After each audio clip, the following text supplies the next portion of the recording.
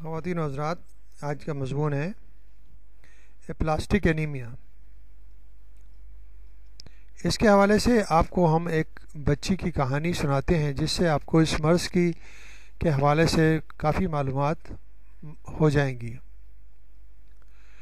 یہ ایک ایسی بچی کی کہانی ہے جو امریکہ جیسے ترقی یافتہ ملک میں تمام سہولتوں کے باوجود زندگی کی جنگ ہارتی جا رہی ہے۔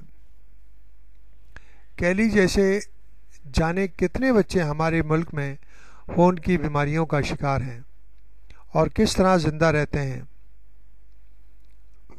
کبھی اس پر غور کریں اور اس بیماری کا شکار بچوں کے لیے ہم اور آپ کیا کر سکتے ہیں۔ کیلی پرتجسس اور توانائی سے بھرپور 5 سالہ بچی ہے۔ اسے شہزادیوں کی طرح کپڑے پہننا، اپنی پسندیدہ گڑیا روبی سے کھیلنا اچھا لگتا ہے۔ وہ اپنا نام لکھ سکتی ہے۔ اس نے پڑھنا شروع کر دیا ہے۔ وہ پہلی ہی نظر میں معصومیت سے بھرپور بچی نظر آتی ہے۔ بہرحال ایک دوسرے زاویے سے کیلی دوسرے بچوں سے غیر معمولی طور پر مختلف ہے۔ اسے اپلاسٹک انیمیا ہے اور خون کی ایک ایسی بیماری ہے جو اس کی زندگی ختم بھی کر سکتی ہے۔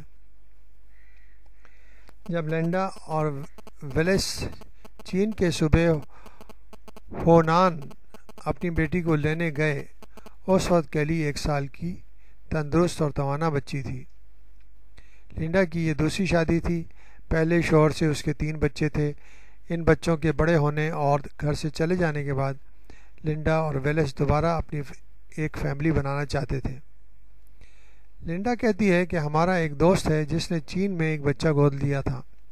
ہم جانتے تھے کہ دنیا میں لاکھوں تعداد میں ایسی معصوم بچیاں ہیں جنہیں گھر کی ضرورت ہے۔ امریکہ ریاست ہوائی میں اپنی شادی کے عہد و پیمان کو یاد کرتے ہوئے لینڈا اور ویلس نے یہ فیصلہ کیا کہ وہ ایک بچی کو گود لیں گے۔ لینڈا کیلی کے ماضی کو دہراتے ہوئے کہتی ہے کہ وہ لوگ چین کے ایک قصبے میکینا میں ٹھہرے تھے، اس لیے انہوں نے لینڈا کے لیے درمیانہ نام میکینا منتخب کیا۔ لینڈا اور ویلس نیو میکسیکو میں ایک حویلی نما بڑے سے مکان میں رہتے تھے۔ انہوں نے اپنے پر آسائش گھر میں اپنی نئی بیٹی کو خوش آمدید کہا۔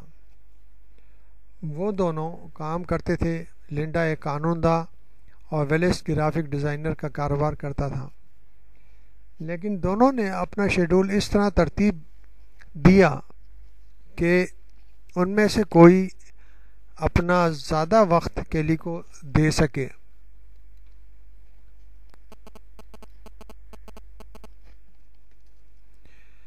معصوم بچی کیلی نے بہت کوشش کی کہ اسے عام نزلہ بخار سے زیادہ کی مزید خطرناک صورتحال کا سامنا نہ کرنا پڑے، لیکن پچھلی جنوری میں اس کی 5ویں سالگرہ کے بعد ایک دن کیلی کو درمیانہ درجے کا نزلہ زکام ہوا۔ وہ غیر معمولی طور پر تھکی ہوئی نظر آ رہی تھی۔ اسے بخار بھی تھا۔ ایمرجنسی روم کے ڈاکٹر نے ایک وائرس کی تشخیص کی اور فروٹ جوس استعمال کرنے کی ہدایت کی۔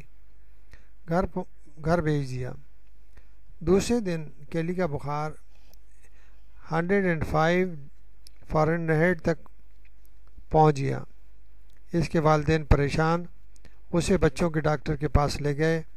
انہیں پھر یہی بتایا گیا کہ وائرس کا حملہ ہے، لیکن اگلی رات کیلی کی ناک سے خون بہنے لگا جو 5 گھنٹے تک جاری رہا۔ جب اس کے والدین اسے ہاسپٹل لے گئے تو ٹیسٹ سے ظاہر ہوا کہ اس کے خون کے سرخ خلیوں کی تعداد نارمل سے بہت کم ہے۔ کیلی کو انتہائی نگہداشت کی یونٹ میں داخل کر دیا گیا، جہاں ڈاکٹروں نے فوراً اس کے ہڈیوں کے گودے کی بائپسی، خلیوں کا سیمپل لے کر مائکروسکوپ کے ذریعے مرض کو تشخیص کرنا تجویز کیا۔ نتائج سامنے آئے تو اسپتال کی نرس کیلی کی والدین کو تنہائی میں لے گئی۔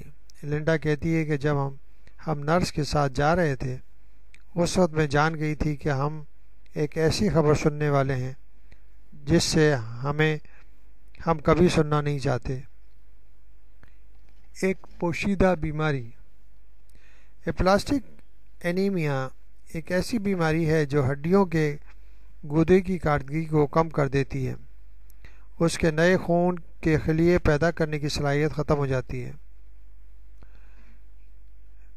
ویسٹ کولیس میڈیکل کالج کے ایسوسیٹ پروفیسر ہیں اور کیلی کا علاج بھی کر رہے ہیں۔ وہ اس بیماری کی وضاحت ایک باغ کی مثال دیتے ہوئے کرتے ہیں جس میں بچوں پر کسی چیز کا حملہ ہو گیا ہو جس کی وجہ سے ان کی نشو و نما ہو رہی ہو۔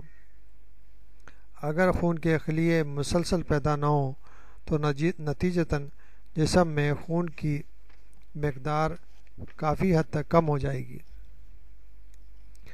اگرچہ ڈاکٹر یقینی طور پر بیماری کے سبب نہیں جانتے، لیکن ان کا کہنا ہے کہ پلاسٹک اینیمیا کا تعلق ماحول کی زہریلی آلودگی سے ہے۔ لنڈا حیران تھی۔ کیلی کا سامنا زہریلے کیمیکل سے کہاں ہوا؟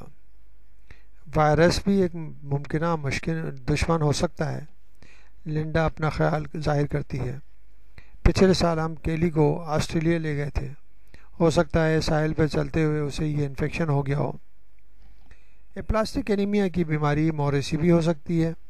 اس بیماری کی یہ خاص قسم ایشیا کی آبادی میں زیادہ نمایاں ہے، لیکن کیلی کے خاندان کی میڈیکل ہسٹری بالکل نامعلوم ہے۔ لنڈا کہتی ہے، ہمیں بس یہی معلوم ہے کہ کوئی شخص کیلی کو چائنا کے شہر چنڈیگو میں ٹیچرز ٹریننگ انسٹیٹیوٹ کی سیڑھیوں پر چھوڑ گیا تھا۔ اس وقت وہ صرف 10 دن کی تھی۔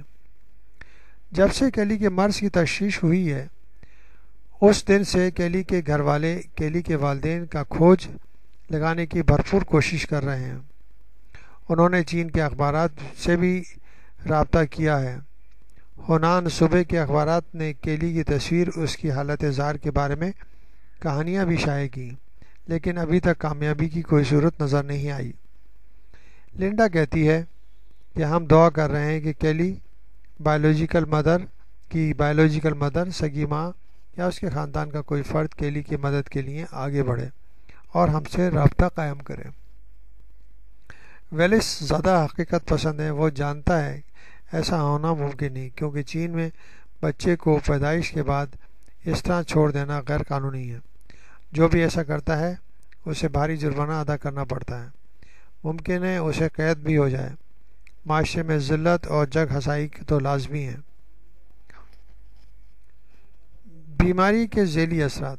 پلاسٹک اینیمیا کے ماہرین کی تلاش ویلس کو بچوں کے ایک بڑے اسپتال تک لے گئی۔ اس کی وجہ سے لنڈا کو اپنی نوکری چھوڑنا پڑی، کیلی کو اسکول سے ہٹانا پڑا، اور گزشتہ مئی کے مہینے میں انہوں نے اپنی بچی کے ساتھ شہر بھی چھوڑنا پڑ گیا۔ اس وقت سے وہ دونوں ایک آرام دہ رہائش گاہ میں رہ رہے ہیں جو ان لوگوں کے لیے بنائی گئی ہے جو مقامی اسپتال سے علاج کروا رہے ہوں۔ انہیں ہوٹل کے طرز کے کمروں کا ایک جوڑا ملا ہے جو ڈبل بیڈ اور ٹیلی فون سے مزین ہے، اور جس کے ذریعے کیلی روزانہ رات کو اپنے والد سے بات کرتی ہے۔ اس کے دن اسپتال کے چکر کاٹنے اور بظاہر نہ ختم ہونے والے علاج اور ٹیسٹ کروانے میں گزرتے جا رہے ہیں۔